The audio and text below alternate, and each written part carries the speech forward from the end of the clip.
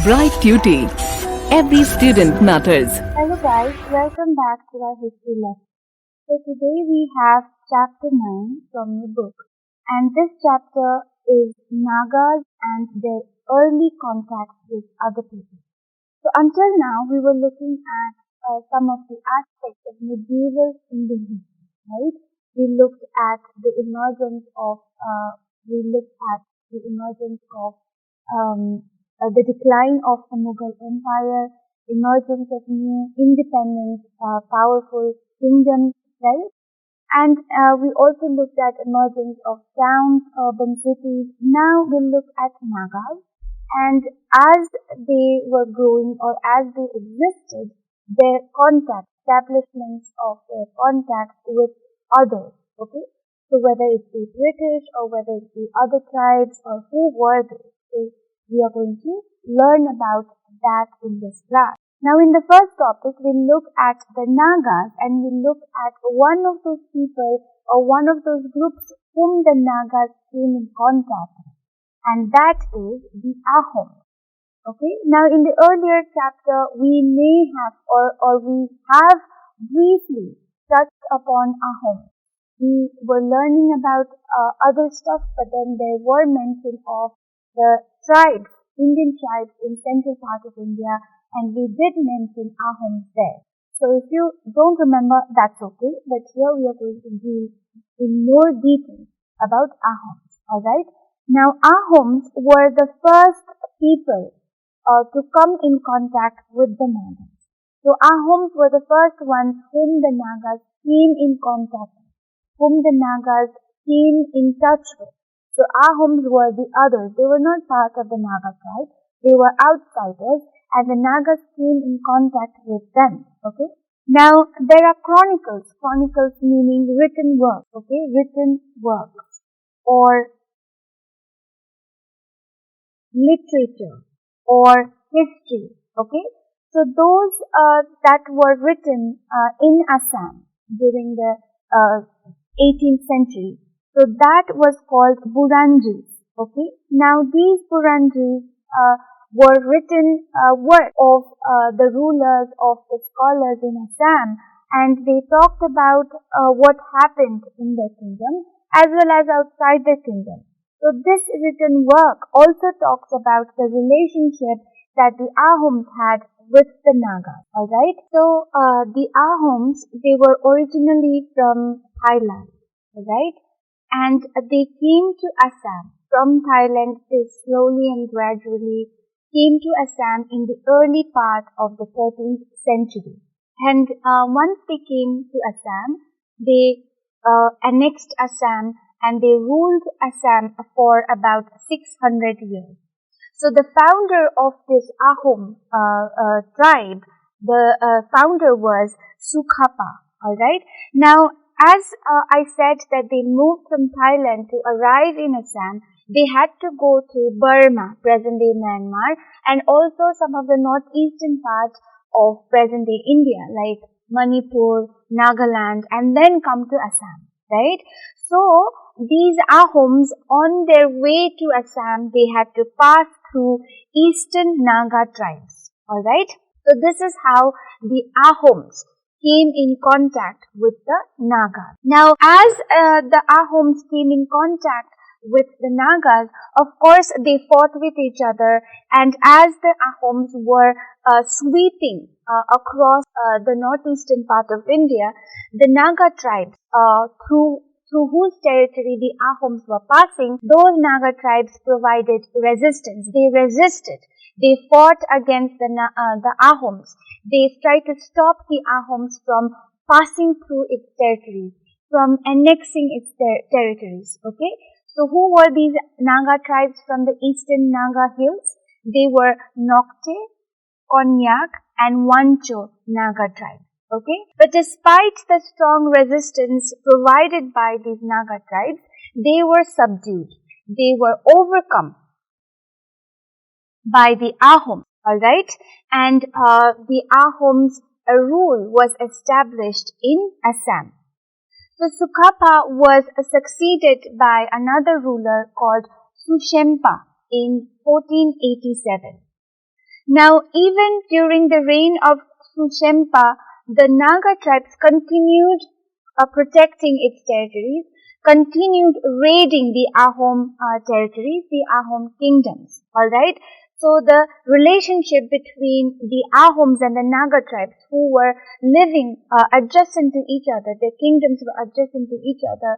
Now they were always in contact with each other in terms of raids that were occurring. Alright? And these raids and these hostilities, the unfriendly relationships between them, it continued till the 16th century. Okay?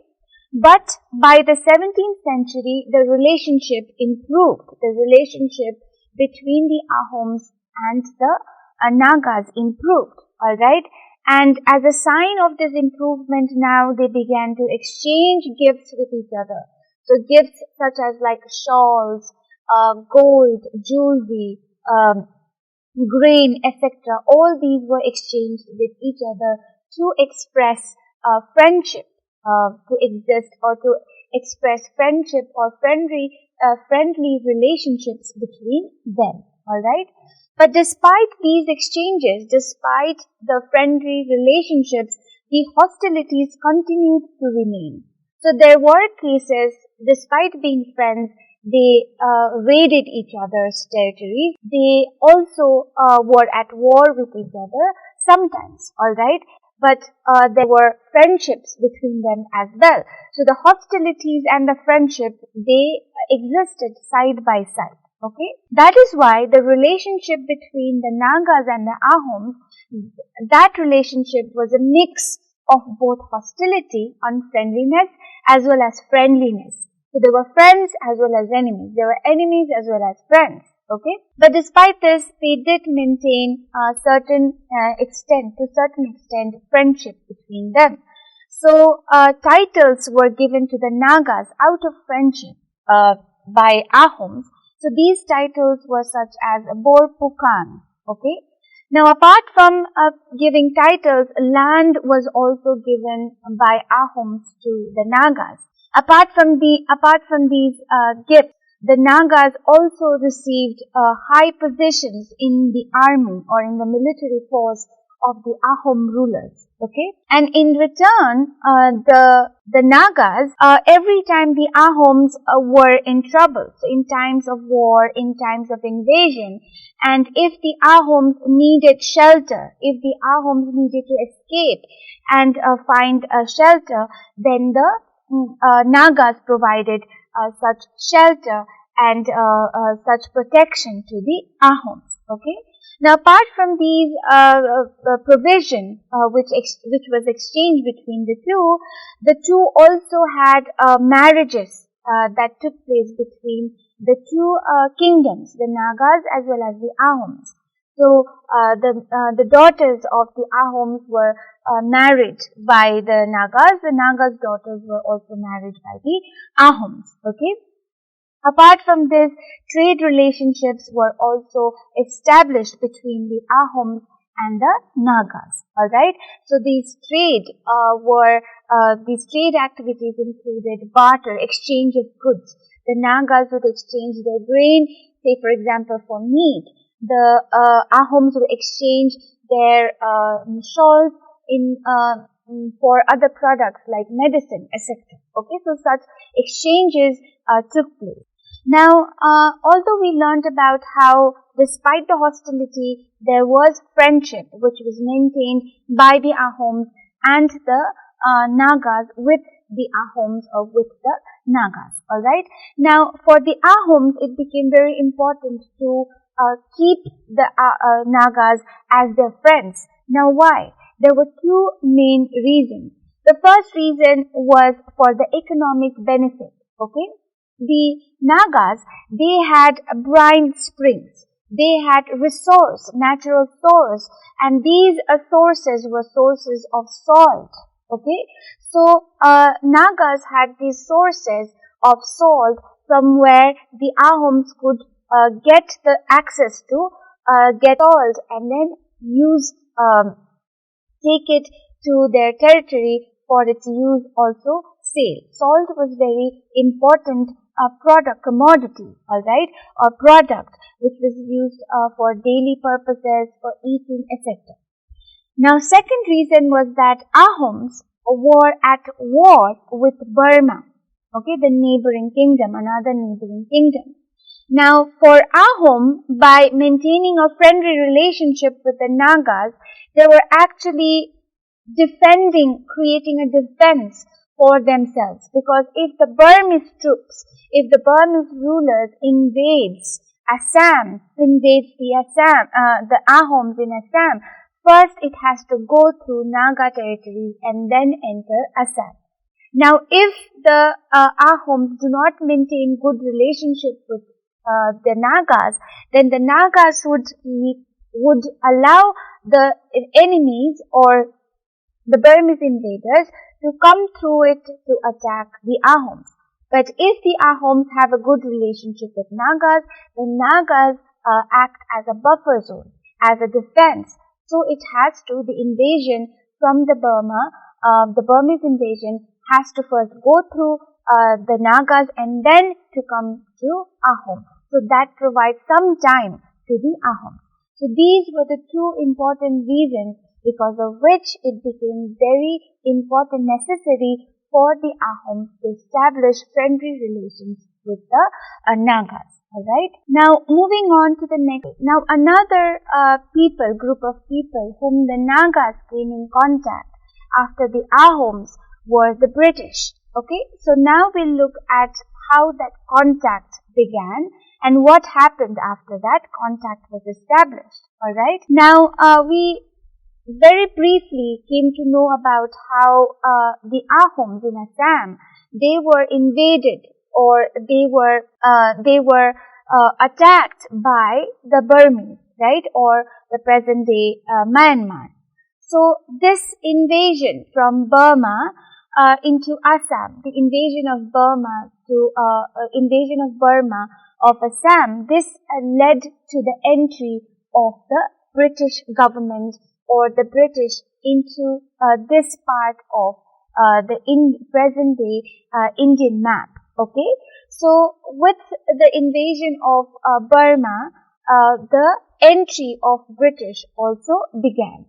Now the British at that time was expanding its territories in India, right? It had it had brought under its control and rule Bengal and other parts in India.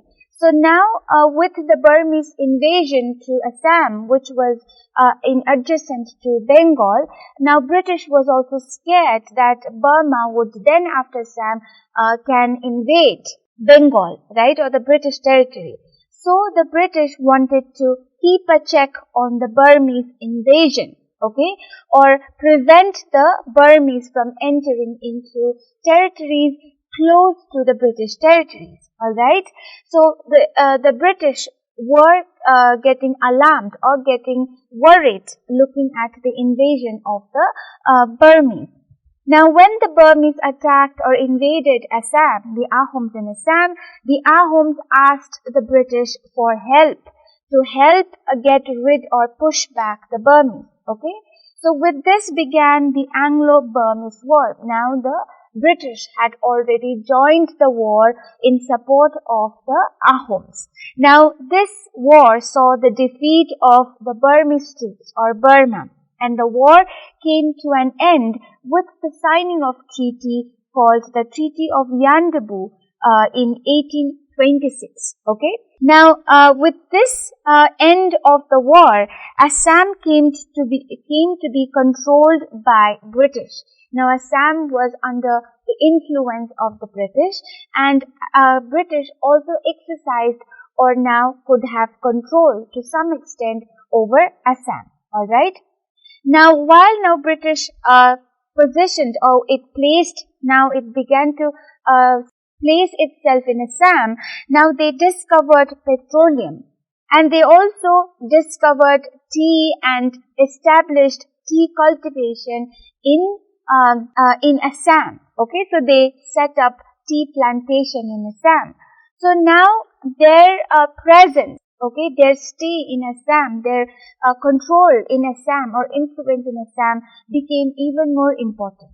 Okay, now during this time, Assam, the Ahoms in Assam were constantly raided by the Nagas, constantly attacked or invaded by Nagas. Okay, so now because the British had already started to have some interest in Assam, now they had to prevent their interest, prevent the Nagas from actually creating trouble for them, for hampering their progress, okay, the progress in tea cultivation, petroleum production, etc. So the British now needed to check the Nagas, needed to prevent the Nagas. Alright.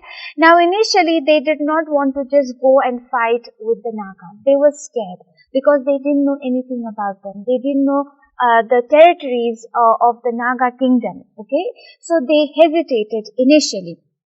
And they also came to know during this time that Manipur, another kingdom in the neighborhood, in the another neighboring kingdom, Manipur also wanted to capture the Naga territories. Now, British took advantage of this, of Manipur's intention to capture the Naga territories, and then it got involved, it joined Manipur in capturing the Naga territories. Alright, so gradually the British took over the Naga territories except the eastern Naga hills. Okay, now with the control and with the control and rule exercised by the British over the Naga territories, now the British brought about new changes in the Naga society, in the Naga polity. Okay, so they introduced new forms of law and order, new system of law and order. Okay, now they also brought some changes in some of the social practices. So one of the very popular practice was the practice of head hunting. Now what is head hunting? Now the Naga tribes had this practice of head hunting. That meant that when they fought wars with their enemies, okay, so the enemies, after they were defeated, their head was then cut and then it was taken as a trophy. Okay, so the more you are brave enough to take the head as a trophy, it was a symbol of your power. Okay, so such practices were prohibited, or they were stopped by the British government, by the British influence and control established over the Naga territory. Okay, now so we understood how the British began its contact with the Nagas, and how gradually with its control over the Nagas, its contact deepened, became deep,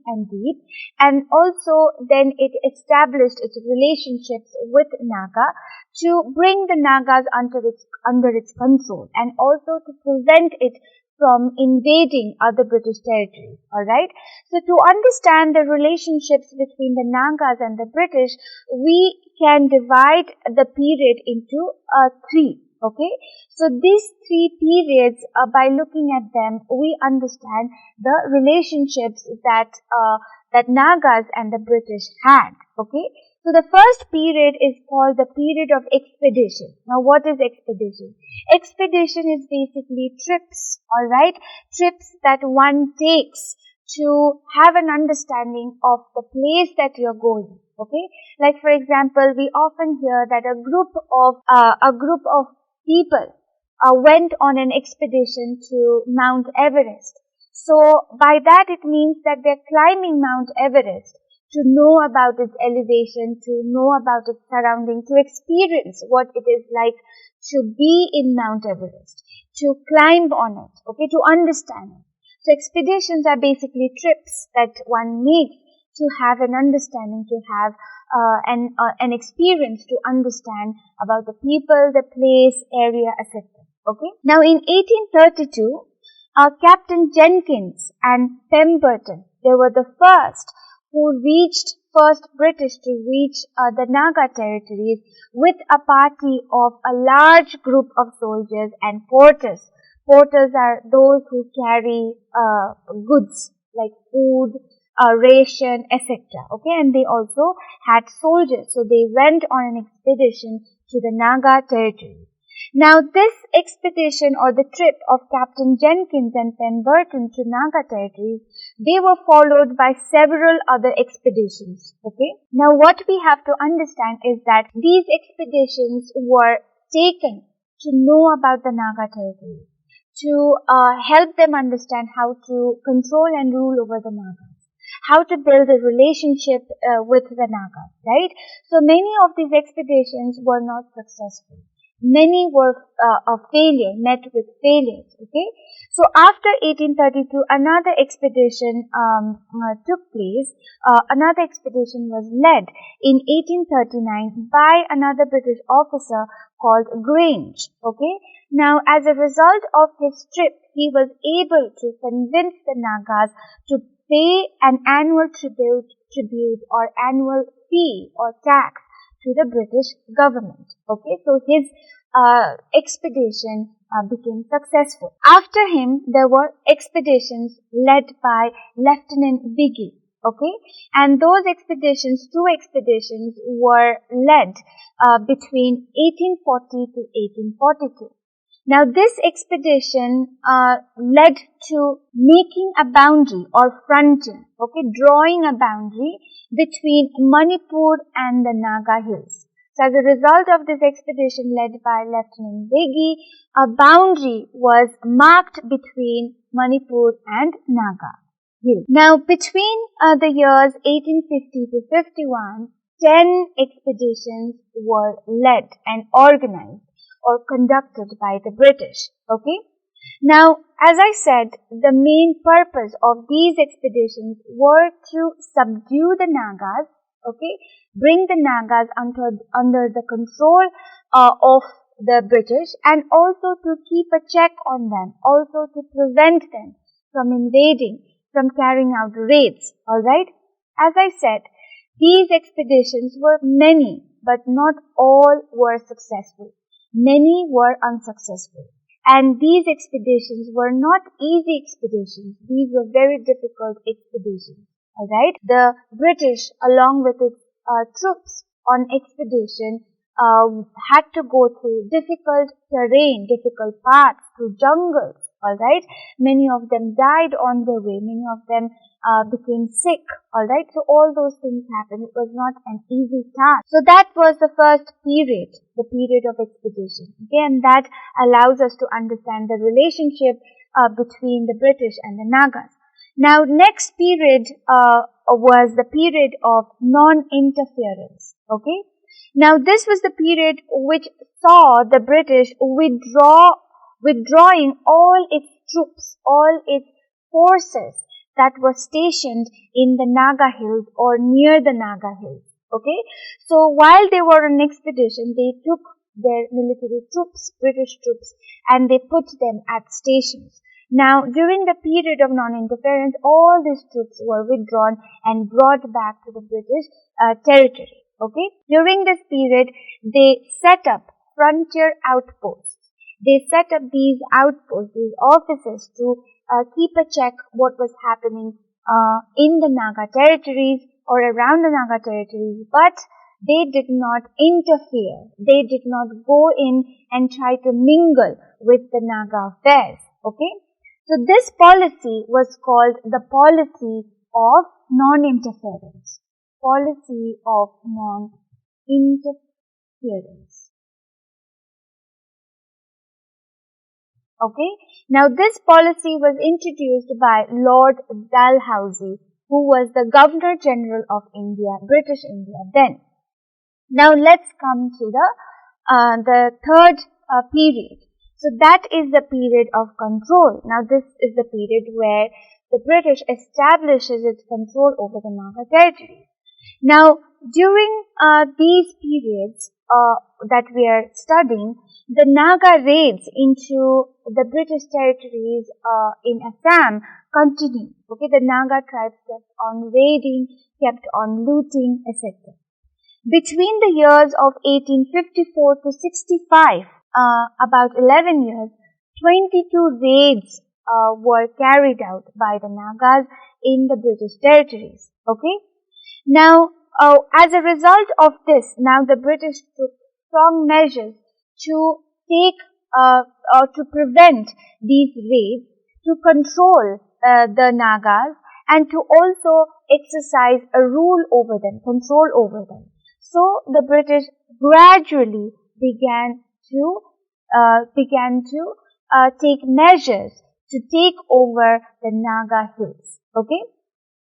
So the British were successful in controlling or in exercising control over the Naga hills eventually. Okay. Now the British, as they took over the Naga hills, they brought out a new law. Okay, and this law was called Inner Line Regulations of 1873. According to this, now no British, okay, could enter the Naga territory without a pass. So a pass was required to enter the Naga territories. Alright. In 1857, the British headquarters moved from Wokha, moved to Wokha from Chumukedima. Okay. So from Chumukedima, the British headquarters moved to Wokha. And finally, in 1878, the headquarters again shifted to Kohima. Okay. Nagaland's present-day capital is Kohima. The Nagas, while the British exercised its control, while the British began to take control of the Naga territories, the Nagas fought fiercely and bravely against the British. They did not just sit back and watched the British come and take over the territories. They fought back. They resisted the British. Okay. So various battles were fought between the British troops as well as the Naga troops. So they were the first battle of Konoma, the battle of Kikruma, and the battle of siege. In the final battle of Konoma, which was fought in 1879, this resulted with the annexation or capture of the Naga hills by the British. Okay. Now, what happened after the British took over the Naga hills?